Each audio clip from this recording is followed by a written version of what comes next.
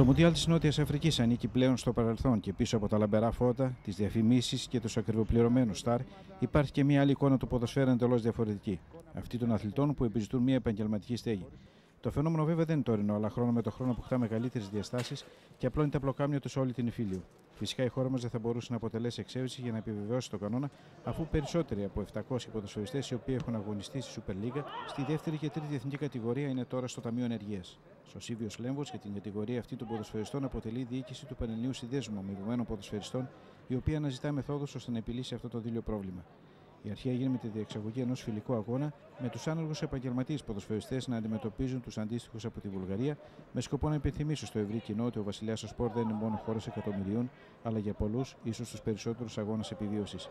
Επιπλέον, με την αγωνιστική τους παρουσία, προσδοκούν να κινήσουν των ενδιαφέρον ομάδων για να μπορέσουν να υπογράψουν κάποιο συμβόλαιο και να παίξουν ποδόσφαιρο.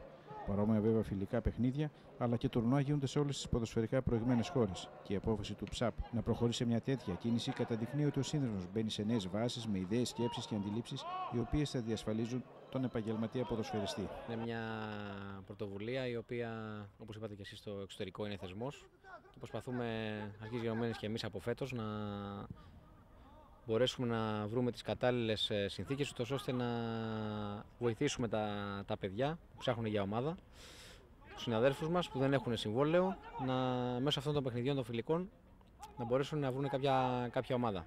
Είναι πολύ σημαντικό, διεξάγονται και διεθνή τουρνουά, διεξάγεται πανευρωπαϊκό πρωτάθλημα στο εξωτερικό και θέλουμε και εμείς από την πλευρά μας, όπως είπα και προηγουμένως, αρχής γενομένης από φέτος, να προσπαθήσουμε να το κάνουμε αυτό το πράγμα και στην Ελλάδα θεσμό, ούτως ώστε να μην υπάρχει ούτε ένας ποδοσφαιριστής άνεργος και να είναι όλοι κάτω από υπογεγραμμένες συμφωνίες και συμβόλαια. Νομίζω ότι έχει αρχίσει να αλλάζει ο ΨΑΠ, να γίνεται πιο δραστήριος. Πρέπει να γίνουμε πιο δυνατοί σαν σύνδεσμος.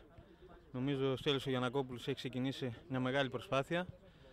Πρέπει εμείς οι ποδοσφαιριστές πρώτα απ' όλου να στηρίξουμε αυτή την προσπάθεια, να είμαστε ενωμένοι και σιγά σιγά πιστεύω θα έρθουν ακόμα καλύτερα πράγματα.